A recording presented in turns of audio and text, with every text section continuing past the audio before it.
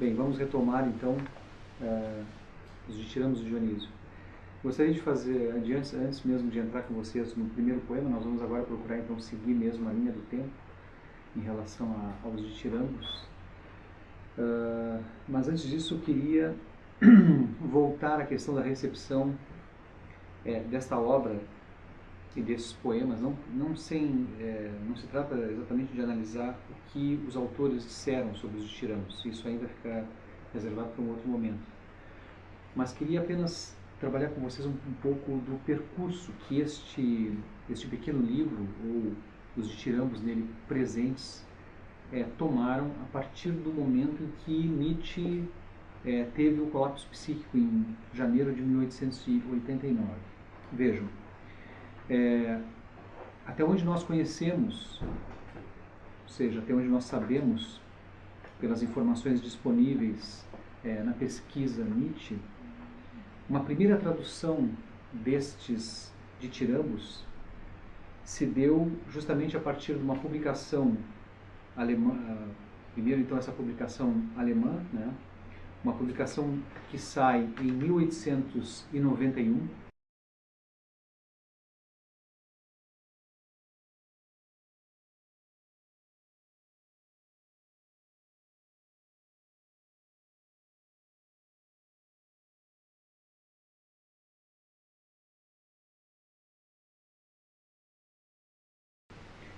trata-se de uma edição parcial, nessa primeira edição alemã, é uma edição parcial dos ditirambos. Edição parcial por quê? Porque, na verdade, essa primeira edição alemã de 1891, ou seja, 2 anos após Nietzsche ter tido o colapso psíquico, essa edição traz apenas alguns dos poemas presentes nesta obra que Nietzsche havia deixado preparada para a publicação. Esses poemas, eles são alguns que estão lá nos manuscritos e, por conseguinte, havia outros então que não por alguma razão, eles não foram editados.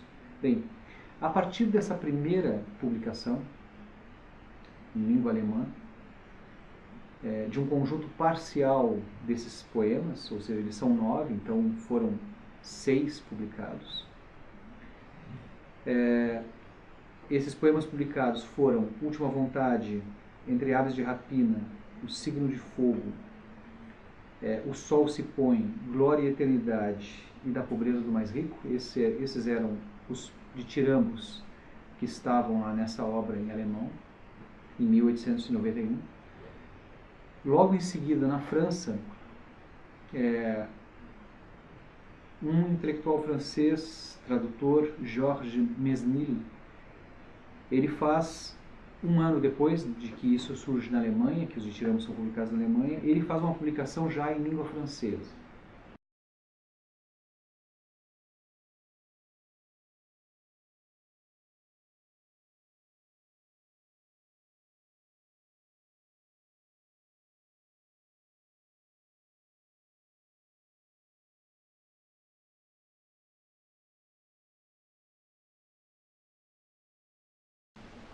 Vejam, sempre Nietzsche, sobretudo em Para Além de Bem e Mal e outras obras, mesmo na sua autobiografia, ele se considerava um pensador, não propriamente um pensador alemão, mas ele se considerava um pensador francês.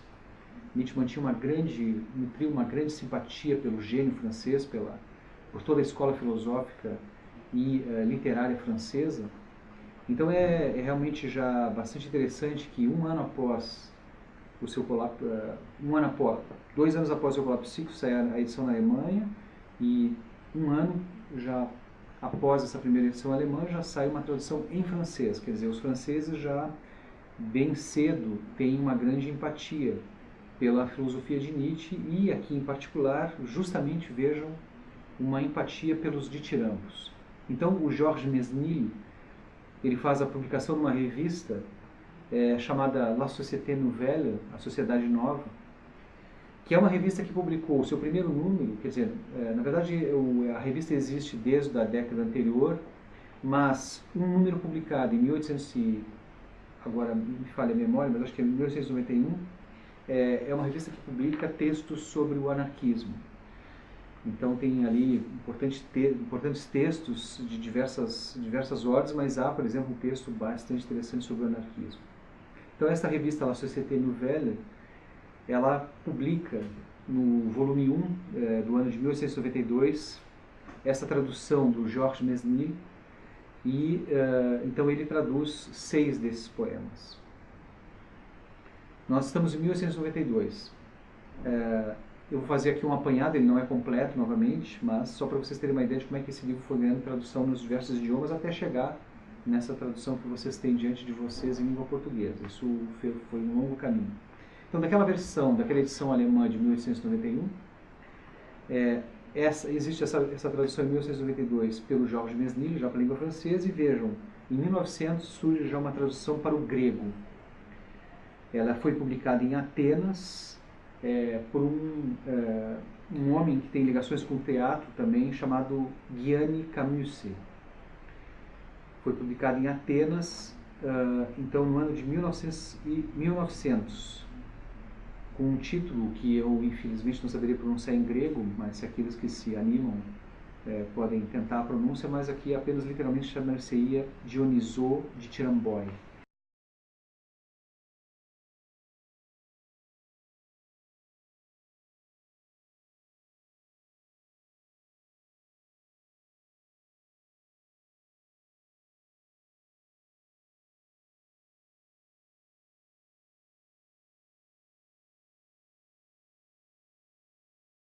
Depois dessa edição em 1900 para o grego, então uma primeira edição para o francês, uma segunda para o grego, nós temos já uma edição, vejam, para o russo, em 1905.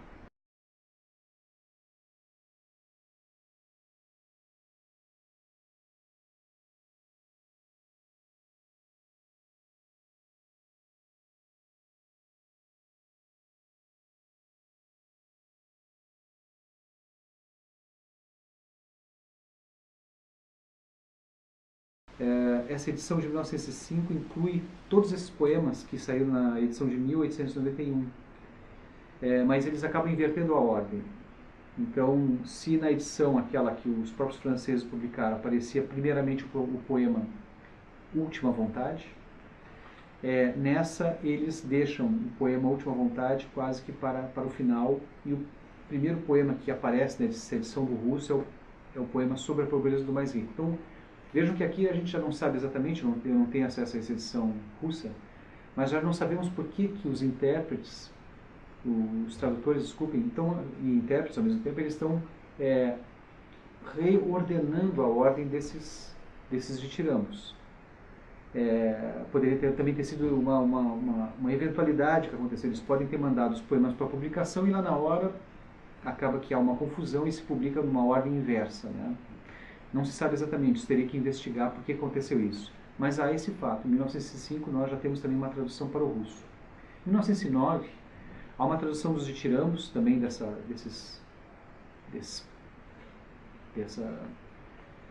os poemas que são parciais, né?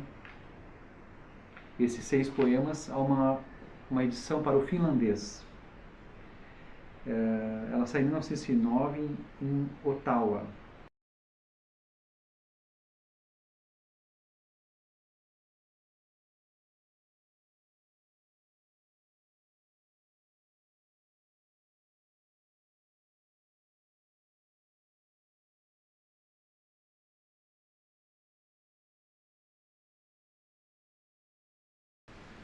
Depois, em 1915, temos já uma tradução para o búlgaro, por um tradutor chamado Geo Milev. Então, ela é publicada em Zagora.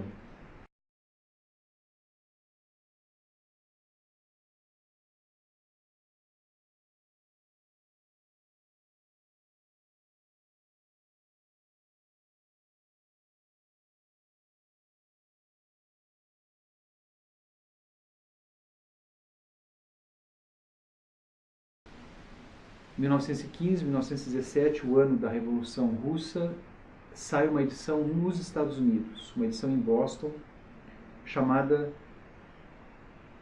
As Sete Solidões, dos poemas dos ditirambos de Dionísio, de Friedrich Nietzsche.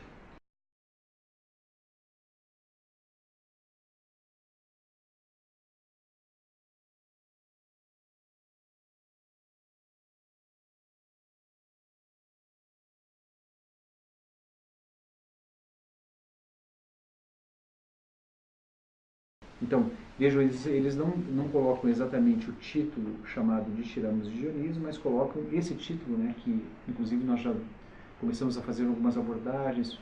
Mostrei para vocês que há uma dúvida, por que se chama-se As Sete Solidões? Ora, isso exatamente já em 1917 despertava a atenção dos estudiosos e daqueles que se dedicavam a traduzir os poemas, inclusive ao ponto de levá-los a colocar isso como título de livro. A Sétima Solidão, os poemas de Dionísio, dos Ditirambos de Dionísio e Friedrich Nietzsche. Em 1917, com a guerra, já estamos também com a Primeira Guerra Mundial, acontecem vários eventos no mundo, e vamos ter uma outra edição em 1929, e aí num outro lugar, né, no Irã. Sai uma edição traduzida para o iraniano, e começa esse livro também começa a circular também por esse mundo do Oriente. Em 1945, estamos fazendo aqui vários saltos, estou colocando algumas das edições que eu conheço e que eu tenho conhecimento.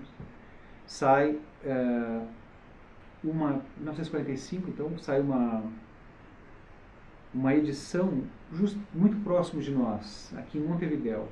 Ela aparece publicada por uma editora em Montevidéu, mas na verdade por três autores.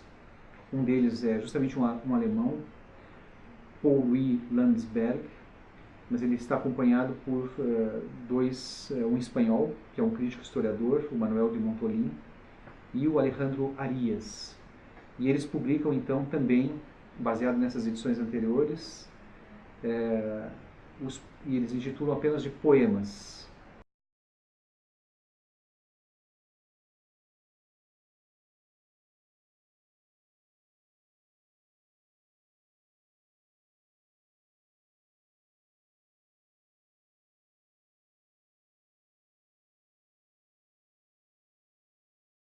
Poemas de Nietzsche, né?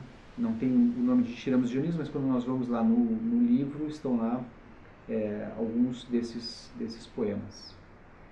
Então vejam, isso sai, tem autores então espanhóis envolvidos, junto com um autor alemão. Em 1945 sai em Montevidéu, mas já em 49 sai na própria Espanha uma edição, que inclusive essa eu possuo, né? Uma edição do Eduardo Overreiro e Mauri. Ela é publicada, desculpem, ela sai feita pelo Eduardo Overreiro e Mauri, que é espanhol, mas ela também não sai na Espanha, ela sai em Buenos Aires. É uma edição que aparece em Buenos Aires.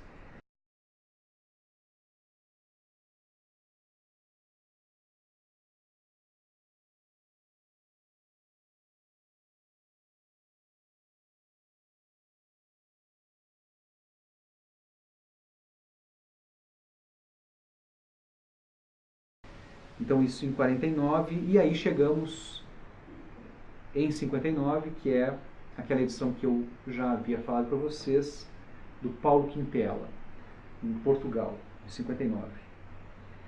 Em 62 aparece uma edição italiana chamada Canti di Zarathustra e Dithirambi de Dionísio, de um tradutor que se chama Giulio Condon.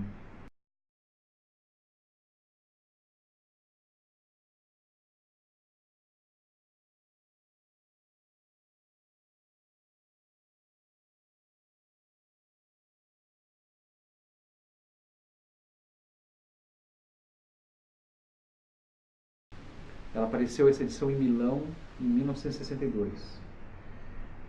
Aparece uma outra edição também na Itália chamada Il Dithirambi di Dionísio, por um outro tradutor, Alberto Guareschi,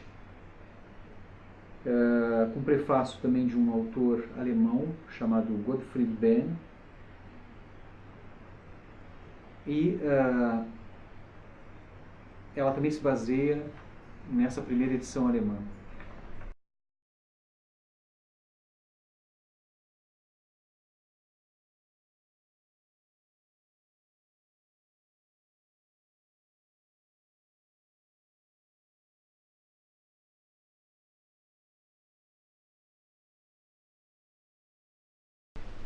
Em 1970,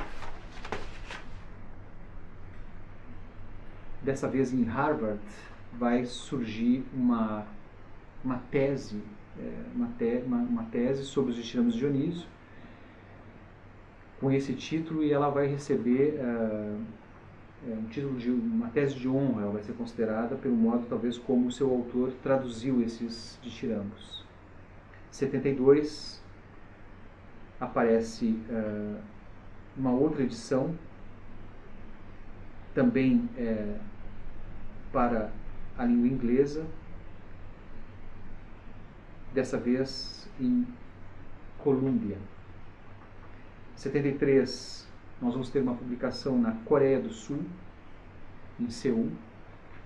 E por fim, é aqui que eu queria chegar com vocês, em 1977 aparecerá a edição pela primeira vez com todos os ditirambos, exatamente do modo como Nietzsche tinha deixado esse livro organizado, nessa sequência que vocês têm aí hoje na frente de vocês.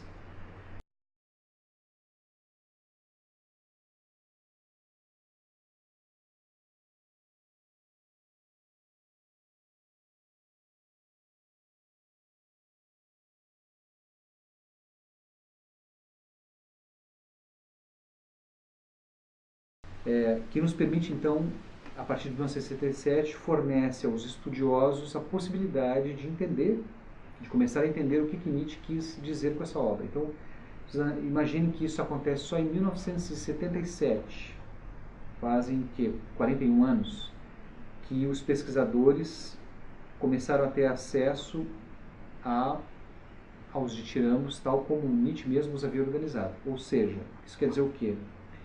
Que todos os esforços anteriores a 1977 que tentaram interpretar os ditirambos podem ser alguns esforços louváveis, como por exemplo o caso do próprio Carl Gustav Jung, psicanalista, que se debruçou sobre alguns desses poemas.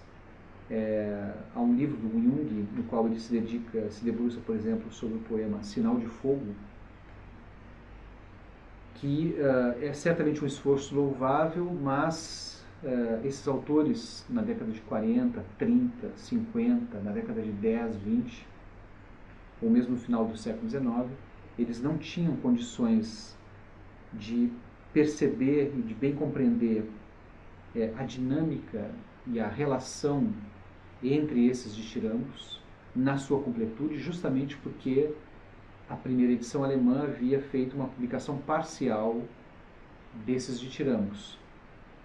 Por razões que a gente ainda precisa investigar, porque essa primeira edição, há uma série de razões, eu não sei qual delas exatamente é a explicação, mas uma delas é que a gente sabe há muito tempo, isso é bem canônico nos estudos Nietzsche, de que várias obras de Nietzsche, inclusive o Anticristo, eles foram obras que foram falsificadas até pelo menos a morte da irmã de Nietzsche, que inclusive falsificou, como vocês sabem, aquela obra chamada A Vontade de Potência, uma obra que nunca existiu, né? Uma obra que Nietzsche nunca deixou pronta para publicação. Essa obra foi falsificada, assim como o Anticristo teve vários trechos cortados, trechos modificados, e que só a partir da década de 70 também esses textos vieram na íntegra para os pesquisadores. Então isso quer dizer, né, que só a partir de 77, no caso aqui dos ditirambos, é que começa verdadeiramente a tentativa de interpretação. Bem, essas interpretações sobre os ditirambos ainda atualmente elas são poucas. Existem então os prefácios dos livros, como eu já falei para vocês, a gente tem que analisar esses prefácios.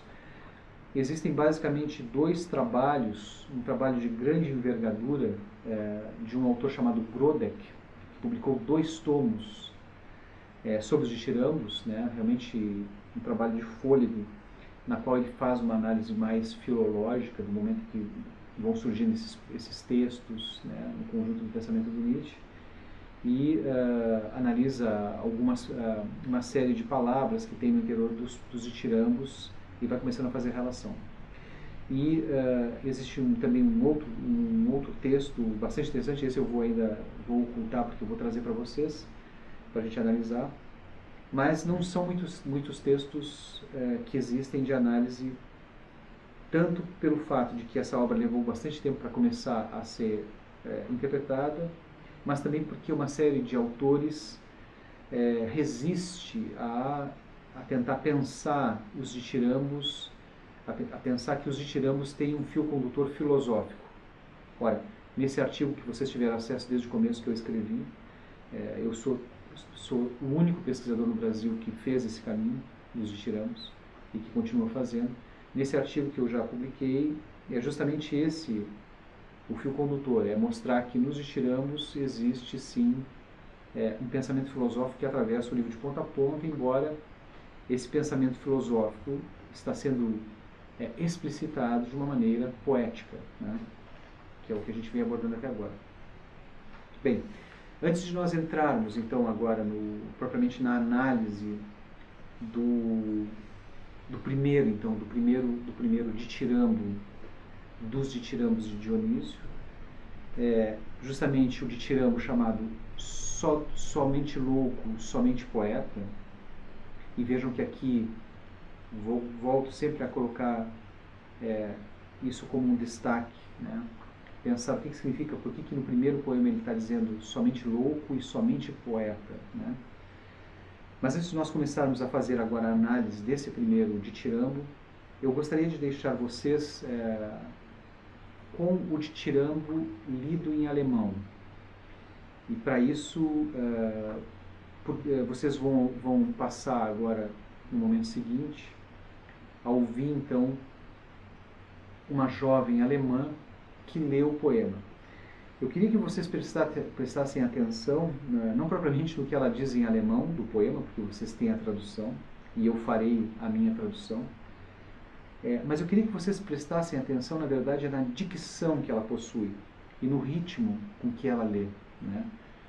Ela mais ou menos ela consegue capturar um pouco do que está no andamento desse ditirambo, e é desse modo, capturando um pouco do âmago do que estaria ali, que ela faz essa leitura, uma leitura lenta, num determinado ritmo que vocês vão perceber, que já nos coloca numa certa atmosfera, para que a gente possa então começar a entrar na interpretação desse ditirambo. Então deixo vocês agora com essa jovem alemã que faz a leitura do ditirambo Somente Doido, Somente Poeta.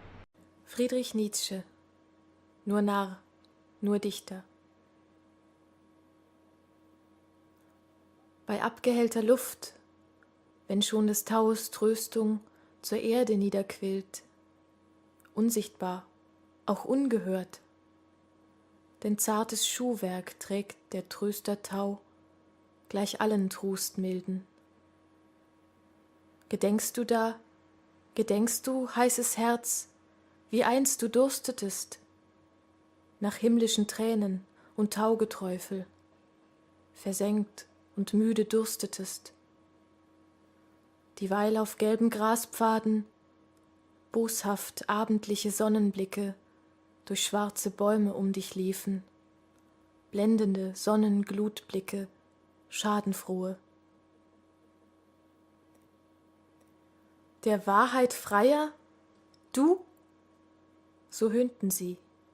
Nein, nur ein Dichter, ein Tier, ein listiges, raubendes, schleichendes, das lügen muss, das wissentlich, willentlich lügen muss, nach Beute lüstern, bunt verlarvt, sich selbst zur Larve, sich selbst zur Beute.